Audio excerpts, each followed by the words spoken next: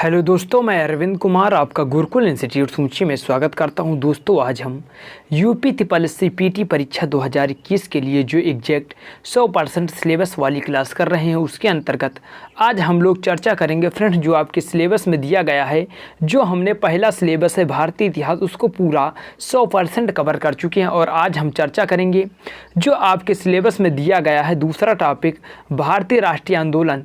तो आज हम भारतीय राष्ट्रीय आंदोलन के अंतर्गत जो आपको पहला चैप्टर दिया गया है स्वाधीनता आंदोलन के प्रारंभिक वर्ष, तो आज हम लोग जो चर्चा करेंगे आपके सिलेबस 2 में दिया गया है स्वाधीनता आंदोलन के प्रारंभिक वर्ष, जो पहला टॉपिक है उस पर चर्चा करेंगे। तो फ्रेंड्स, आज की क्लास शुरू करने से पहले आप लोगों को बता दे रहे हैं कि जो पहला भारतीय इतिहास जो आपके सिलेबस में दिया गया उसको हम पूरा कवर कर चुके हैं। वो आप लोग जाकर प्लेलिस्ट में देख सकते हैं, और हम इस वीडियो के नीचे डिस्क्रिप्शन बॉक्स में भी प्लेलिस्ट का लिंक प्रोवाइड करा देंगे, जहां से आप लोग जाकर देख सकते हैं।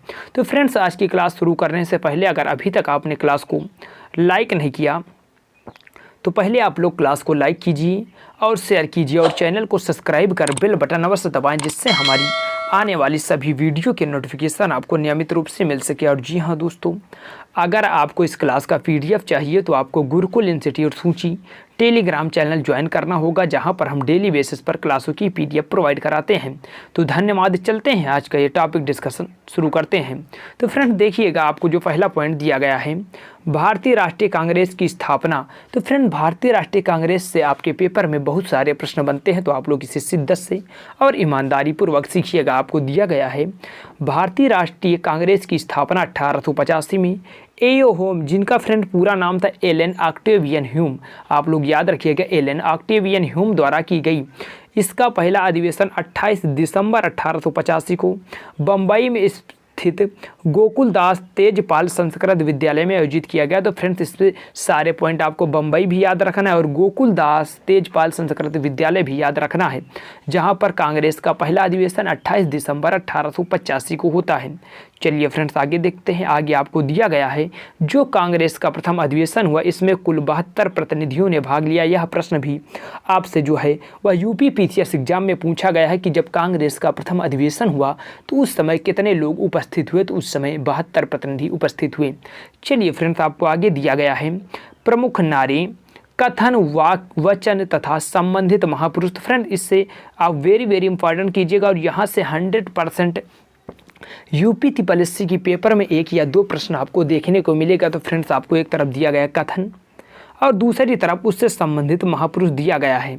आपको दिया गया है who lives if India dies, यह जो वाक्य है या कथन है, who lives in if India dies, जो फ्रेंड्स यह कथन है यह जवाहरलाल नेहरू का। उसके बाद इकबाल जिंदाबाद का जो प्रसिद्ध नारा है फ्रेंड्स, वह भगत सिंह द्वारा दिया गया। आपको दिया गया, लिखा गया है नोट करके, इकबाल शब्द का सर्वप्रथम प्रयोग मोहम्मद इकबाल ने किया था। फ्रेंड, अगर इकबाल शब्द पूछा जाए तो उसका जो सर्वप्रथम उपयोग है या प्रयोग वह मोहम्मद इकबाल द्वारा किया गया, लेकिन इकबाल जिंदाबाद का जो कथन है वह भगत सिंह द्वारा दिया गया है। उसके बाद आपको दिया गया है वेदों की ओर लौटो, इसे वेरी इंपॉर्टेंट कीजिएगा। जो वेदों की ओर लौटो कथन है फ्रेंड्स, यह दयानंद सरस्वती का है। अगला आपको दिया गया स्वराज मेरा जन्मसिद्ध अधिकार है, स्वराज में हमारा जन्मसिद्ध अधिकार है, यह जो कथन है वह बाल गंगाधर तिलक का है। अगला आपको दिया गया है फ्रेंड्स सारे जहां से अच्छा हिंदुस्तान हमारा, जो सारे जहां से अच्छा हिंदुस्तान हमारा वाक्य है या कथन है यह मोहम्मद इकबाल का है। उसके बाद दिल्ली चलो जय हिंद, दिल्ली चलो या जय हिंद का जो वाक्य है यह सुभाष चंद्र बोस द्वारा दिया गया। उसके बाद फ्रेंड्स आपको दिया गया पूर्ण स्वराज, जो पूर्ण स्वराज वाक्य है या कथन है यह जवाहरलाल नेहरू का। उसके बाद फ्रेंड्स आपको दिया गया है विजयी विश्व तिरंगा प्यारा, जो विजयी विश्व तिरंगा प्यारा कथन है यह श्यामलाल गुप्ता पार्षद का है, तो आप लोग इसे इंडिकेट कीजिएगा। उसके बाद फ्रेंड्स दिया गया है तुम मुझे खून दो मैं तुम्हें आज़ादी दूंगा, जो तुम मुझे खून दो मैं तुम्हें आज़ादी दूंगा। फ्रेंड्स, जो यह कथन है वह सुभाष चंद्र बोस का है। उसके बाद देखिएगा साइमन कमीशन वापस जाओ, जो साइमन कमीशन वापस जाओ यह जो कथन है फ्रेंड्स वह लाला लाजपत राय का है। उसके बाद आपको दिया गया सरफरोशी की तमन्ना अब हमारे दिल में है। फ्रेंड्स, यह जो कथन है यह राम प्रसाद बिस्मिल का है। उसके बाद देखिएगा सत्यमेव जयते, जो सत्यमेव जयते वाक्य है फ्रेंड्स यह मुंडक उपनिषद या मुंडकोपनिषद से लिया गया है।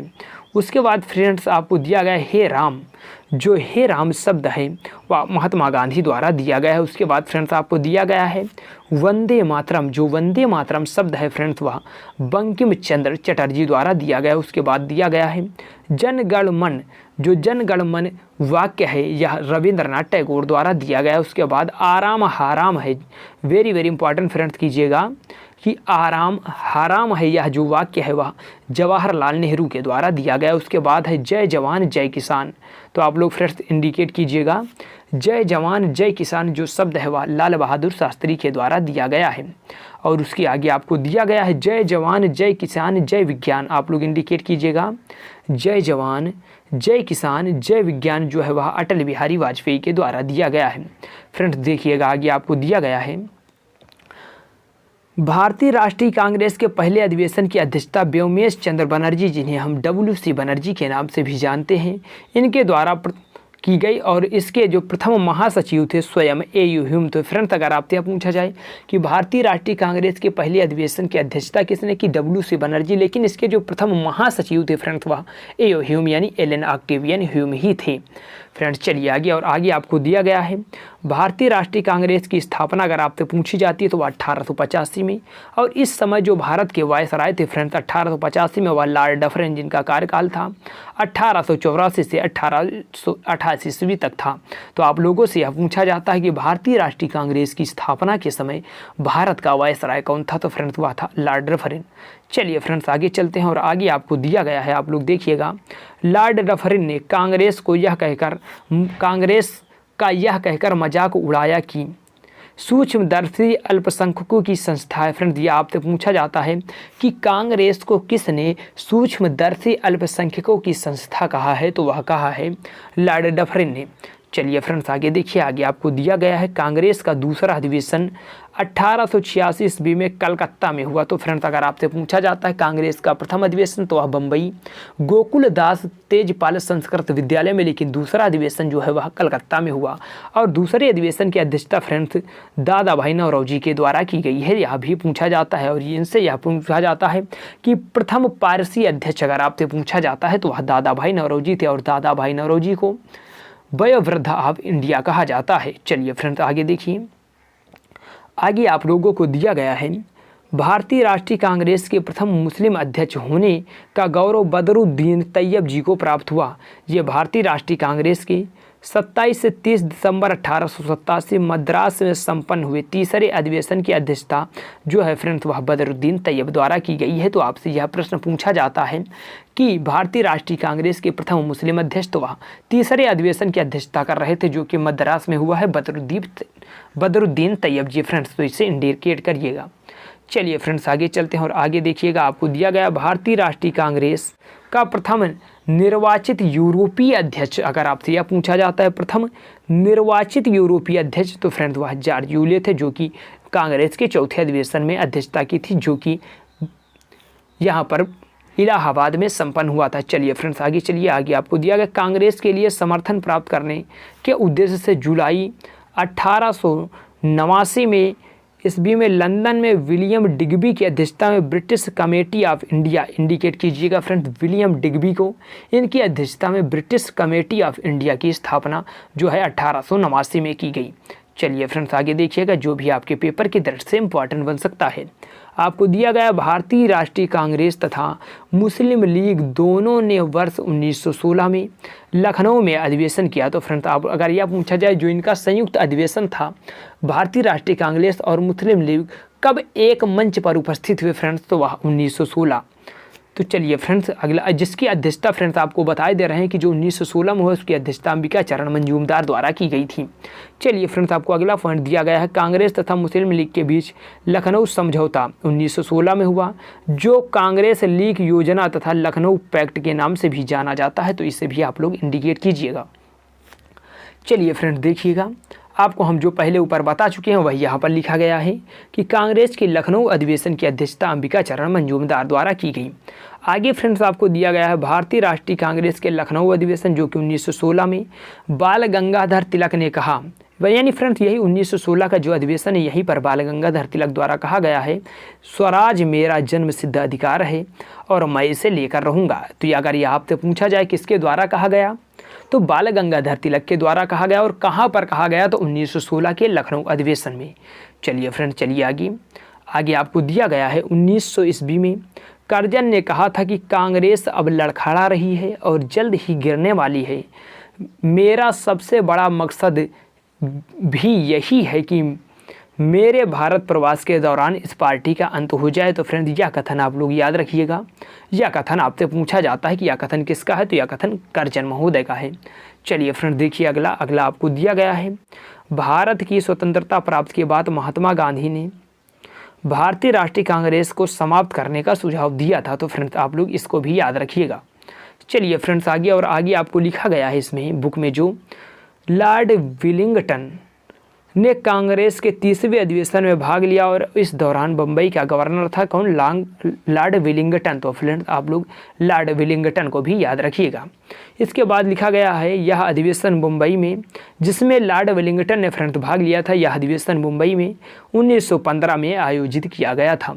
उसके आगे फ्रेंड्स आपको दिया गया है, महात्मा गांधी ने केवल एक बार, वेरी वेरी इंपॉर्टेंट कीजिएगा, कि महात्मा गांधी ने केवल एक बार 1924 के बेलगांव अधिवेशन की अध्यक्षता की थी। तो यह पॉइंट भी आपके लिए इम्पॉर्टेंट बन सकता है और बार बार पेपरों में यह पूछा भी गया है।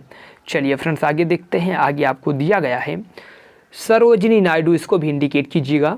सरोजिनी नायडू जिसका समय पीरियड फ्रेंड, सरोजिनी नायडू का जो जन्म है वह 1879 और मृत्यु 1949 ईस्वी में, प्रख्यात कवित्री और राष्ट्रवादी नेत्री यानी राष्ट्रवादी नेत्री भी थी। फ्रेंड्स यह भी आपसे पूछा जाए तो आप लोग बताइएगा कि जो सरोजिनी नायडू है वह कवित्री और राष्ट्रवादी नेत्री दोनों थी। चलिए फ्रेंड्स आगे, यानी जो सरोजिनी नायडू है उनके द्वारा फ्रेंड्स 1925 के कानपुर में भारतीय राष्ट्रीय कांग्रेस का जो 40वां वार्षिक अधिवेशन में कांग्रेस की प्रथम भारतीय महिला बनी थी। तो फ्रेंड्स अगर आपसे यह पूछा जाता है कांग्रेस की अध्यक्षता करने वाली प्रथम भारतीय महिला अगर आपसे पूछा जाता है तो आप लोग एनीवेज यानी टिक कीजिएगा सरोजिनी नायडू को। लेकिन अगर आपसे फ्रेंड्स यह पूछा जाता है कि भारतीय राष्ट्रीय कांग्रेस की अध्यक्षता करने वाली प्रथम महिला, तो आप लोग एनीवेसेंट को टिक कीजिएगा। चलिए फ्रेंड्स आगे देखिए। आगे आपको दिया गया है वर्ष 1947 से 49 में सरोजिनी नायडू उत्तर प्रदेश की राज्यपाल भी रही। तो फ्रेंड्स यह भी आपसे इम्पोर्टेंट बन सकता है कि किसी राज्य की प्रथम राज्यपाल बनने वाली महिला कौन सी थी, तो वह सरोजिनी नायडू ही थी। आपको आगे फ्रेंड्स दिया गया है 1940 से 46 तक अबुल कलाम आज़ाद कांग्रेस के अध्यक्ष रहे। तो फ्रेंड्स अबुल कलाम आज़ाद से जो आपकी पेपर में प्रश्न बनता है वह बनता है कि सर्वाधिक लंबे समय तक कांग्रेस की अध्यक्षता किसने की, तो वह अबुल कलाम आज़ाद के द्वारा ही की गई। चलिए फ्रेंड्स आगे देखते हैं। आगे आपको दिखा गया है, जब भारत स्वतंत्र हुआ उस समय कांग्रेस की अध्यक्षता जे.बी. कृपलानी कर रहे थे। तो फ्रेंड्स आपसे यह पूछा जाता है स्वतंत्रता के समय कांग्रेस की अध्यक्षता कौन कर रहा था, तो वह जे.बी. कृपलानी कर रहे थे। चलिए फ्रेंड्स आगे चलते हैं और आगे देखते हैं कि क्या इंपॉर्टेंट और हो सकता है। आगे आपको दिया गया रविंद्रनाथ टैगोर द्वारा मूल रूप से बांग्ला में रचित एवं संगीतबद्ध जनगण मनगढ़ के हिंदी संस्करण को संविधान सभा ने भारत के राष्ट्रगान के रूप में 24 जनवरी 1950, वेरी वेरी इंपॉर्टेंट कीजिएगा फ्रेंड्स, 24 जनवरी 1950 को राष्ट्रगान को अपनाया गया। तो आपसे यह पूछा जाता है तो आपको बताना है। फिर आपको फ्रेंड्स दिया गया अगला पॉइंट, जनगण मनगढ़ सर्वप्रथम 27 दिसंबर 1911 को भारतीय राष्ट्रीय कांग्रेस के कलकत्ता अधिवेशन में गाया गया। तो अगर आपसे प्रथम बार पूछा जाता है तो आपको बताना है 27 दिसंबर 1911 को जो कांग्रेस का कलकत्ता अधिवेशन हुआ था वहाँ पर गाया गया था जनगण मनगढ़। चलिए फ्रेंड्स अगला देखते हैं और अगला आप लोगों को दिया गया है राष्ट्रगान का सर्वप्रथम प्रकाशन 1912 में तत्वबोधनी पत्रिका भारत विधाता नामक शीर्षक से हुआ। वेरी वेरी इंपॉर्टेंट कीजिएगा फ्रेंड्स, भारत विधाता नामक शीर्षक से तत्वबोधनी पत्रिका में 1912 में राष्ट्रगान का सर्वप्रथम प्रकाशन हुआ। तो फ्रेंड्स इसे इंडिकेट कीजिएगा और भारत विधाता को आप लोग याद रखिएगा, नहीं आप यहाँ पर जनगण मनगढ़ लगाकर चले आते हैं। चलिए फ्रेंड्स आगे चलते हैं और आगे देखते हैं कि आपके पेपर ऑफ से और क्या आपके लिए इंपॉर्टेंट बन सकता है। फ्रेंड्स आपको दिया गया है राष्ट्रीय गान का अंग्रेजी अनुवाद वर्ष 1919 में मॉर्निंग सॉन्ग्स ऑफ इंडिया नामक नाम से प्रकाशित हुआ। फ्रेंड्स अगर आपसे पूछा जाता है जो राष्ट्रगान जनगण मनगढ़ है, इसका जो अंग्रेजी अनुवाद है वह 1919 में मॉर्निंग सॉन्ग्स ऑफ इंडिया नाम से प्रकाशित किया गया था। तो यह आपके लिए इम्पॉर्टेंट बन सकता है और मैं दावा करता हूँ कि ज़्यादा लोग इस फैक्ट को नहीं जानते होंगे। उसके बाद फ्रेंड्स आपको दिया गया अगला पॉइंट, जो जनगण मनगढ़ या राष्ट्रीय गान है उसे गाने में 52 सेकंड का समय लगता है। चलिए फ्रेंड्स अगला पॉइंट देखिए। अगला पॉइंट है बाल गंगाधर तिलक ने अंतिम रूप से भारतीय राष्ट्रीय कांग्रेस के अमृतसर अधिवेशन 1919। तो फ्रेंड्स ये आपसे पूछा जाता है कि बाल गंगाधर तिलक ने कांग्रेस के किस अधिवेशन में अंतिम बार भाग लिया था, तो वह अमृतसर का अधिवेशन 1919 ही था। चलिए फ्रेंड्स आगे देखते हैं।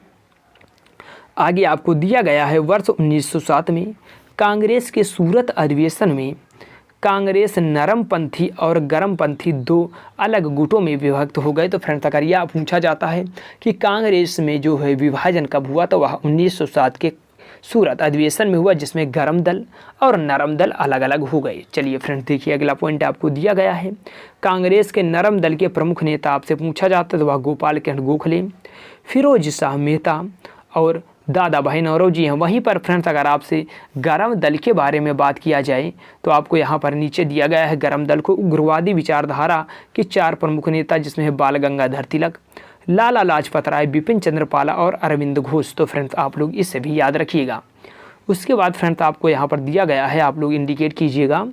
तिलक ने कहा कि फ्रेंड्स यह जो फैक्ट है तिलक का वाक्य यह आपसे पूछा जाता है। तिलक ने कहा कि हमारा उद्देश्य आत्मनिर्भरता है, भिक्षावृत्ति नहीं। तो फ्रेंड्स आप लोग इसे याद कीजिएगा कि तिलक ने कहा कि हमारा उद्देश्य आत्मनिर्भरता है, भिक्षावृत्ति नहीं। तो यह पॉइंट आप लोग इंडिकेट कीजिएगा।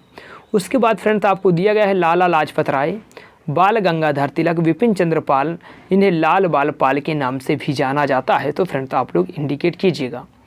उसके बाद फ्रेंड्स आपको दिया गया है लाला लाजपत राय ने इटली के क्रांतिकारी राष्ट्रपिता मैजनी के जीवन व्रत को पढ़ने के बाद उन्हें अपना राजनीतिक, तो फ्रेंड्स अगर यह पूछा जाए लाला लाजपत राय के राजनीतिक गुरु कौन थे, तो वह इटली के मेजनी थे। चलिए फ्रेंड्स आगे देखते हैं। आगे आपको दिया गया है वल्लभ भाई पटेल को भारतीय बिस्मार्क के रूप में भी जाना जाता है। फ्रेंड्स अगर आपसे यह पूछा जाए जर्मनी का बिस्मार्क, तो यह आपके लिए आज का चैलेंज क्वेश्चन होमवर्क है।